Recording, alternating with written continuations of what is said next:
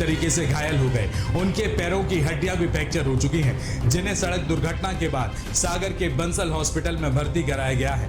नमस्कार, मैं हूं आपके साथ में भूपेंद्र सिंह और आप रिपब्लिक सागर मीडिया के साथ में हैं। लेकिन इस सड़क दुर्घटना में एक बहुत बड़ा एंगल निकलकर सामने आया है और वह एंगल है अटेम्प्ट टू मर्डर का।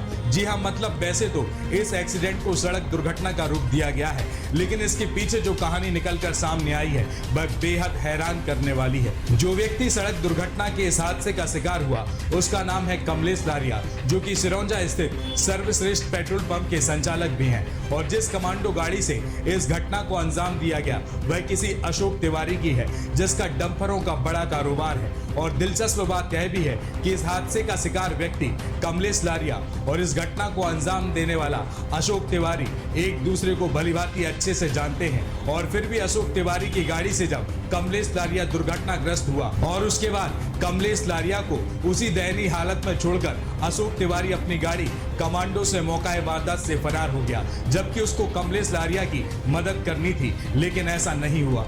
इसके अलावा आरोप यह भी है कि कमलेश लारिया और अशोक तिवारी के बीच कई वर्षों से पैसे के लेन देन को लेकर विवाद चल रहा था। अशोक तिवारी, जिसका डंपरों का बड़ा कारोबार है, वह अपनी गाड़ियों में कमलेश लारिया के सिरौंजा स्थित सर्वश्रेष्ठ पेट्रोल पंप से डीजल और पेट्रोल डलवाता था। और जब पूरे देश में कोरोना महामारी के दौरान लॉकडाउन लगा हुआ था, यह लेन देन जब से चल रहा था। और इसी दौरान अशोक तिवारी के ऊपर सर्वश्रेष्ठ पेट्रोल पंप को देने के लिए लगभग 16 से 17 लाख रुपए की देनदारी हो गई। और इसी विषय पर आए दिन विवाद भी होने लगे। तो वहीं इन विवादों के दौरान अशोक तिवारी और कमलेश लारिया के बीच एक सेटलमेंट हुआ था। और इस सेटलमेंट के बाद अशोक तिवारी के द्वारा कुछ नगद राशि कमलेश लारिया को दी गई और तकरीबन 8 लाख रुपए के चेक भी दिए गए।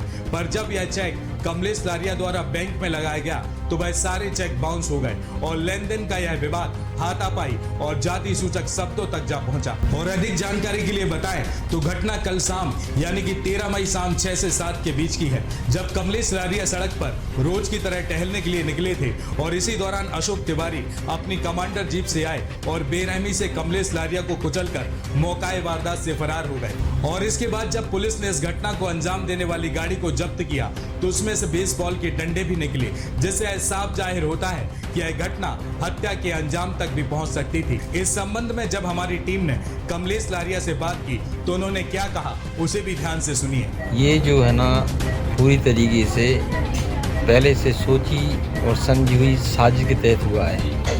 मैं पंप पे जाता हूँ पैदल घूमने के लिए और ये उसने देख लिया था, ताक लिया था। और हम चूँकि वो गाड़ी हमें अपनी साइड चल रही थी, उस दूसरी साइड से आकर उसने गाड़ी सीधी हम लोगों को मारी। इसके बाद हमने कमलेश लारिया की पत्नी से भी बात की, उन्होंने भी क्या कहा वह भी आप सुनिए। मैं तो यही बोल सकती हूँ कि एक तो ये सोची समझी साजिश के तहत किया गया है, क्योंकि उनका तो हमेशा घूमने के लिए वो हमेशा जाते हैं और आज भी गए थे उसी तरफ घूमने, लेकिन वहाँ से लौटते समय पता नहीं कैसे एक गाड़ी ने जानबूझ के उनको टक्कर मारी और रॉन्ग साइड से जाते। बहरहाल यह मामला पुलिस थाने तक पहुंच चुका है और आईपीसी सेक्शन 307, 323 और एसटीएससी की विभिन्न धाराओं में एफआईआर भी दर्ज कर ली गई है। और जिस गाड़ी से इस घटना को अंजाम दिया गया है उसे भी पुलिस के द्वारा जब्त कर लिया गया है, लेकिन आरोपी अब तक फरार बताया जा रहा है। अब देखना होगा कि पुलिस किस प्रकार से एक्शन मूड में आएगी और आरोपी को कब तक गिरफ्तार करेगी।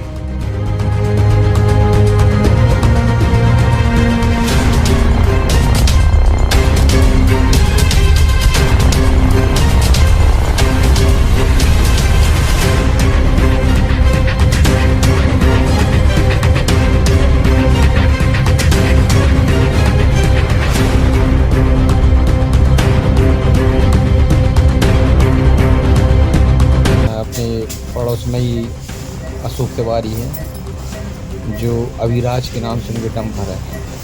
उनको दिया था कोरोना काल के समय डीएल, जिसका अमाउंट लगभग 15-16 लाख के आसपास हो गया था। कह रहा था, उन्होंने बोला था ठीक है हम कर देंगे करते करते 2-3 साल निकल गए, क्योंकि अब उसकी मानसिकता चेंज हो गई थी पैसों को लेकर। तो हमने उनके जो चेक लिए थे, चेक उनके बाउंस हो गए। बाउंस होने के बाद मैंने उनको बोला कि भाई पेमेंट करवाओ, जो चेक बाउंस हो रहा है, नहीं तो केस लगाना पड़ेगा। तो उन्होंने कहा केस मत लगाओ, हम पेमेंट करवा देंगे। उसके बाद उन्होंने कुछ हमें अमाउंट दिया और बाकी हमें चेक दे दिए। चेक ले लिए, वो चेक दिए, लेकिन पता नहीं उसके मन में क्या खुन्नस बैठी हुई थी, वो पेमेंट देने नहीं चाह रहा था। आज मैं पंप पे गया था, क्योंकि मैं पैदल घूमने जाता हूँ, वो कहाँ से ताका लगाए बैठा हुआ था और उसने मेरे ऊपर जानलेवा हमला किया। कुल मिला के ये कि वो मुझे मारने की दृष्टि से आया था।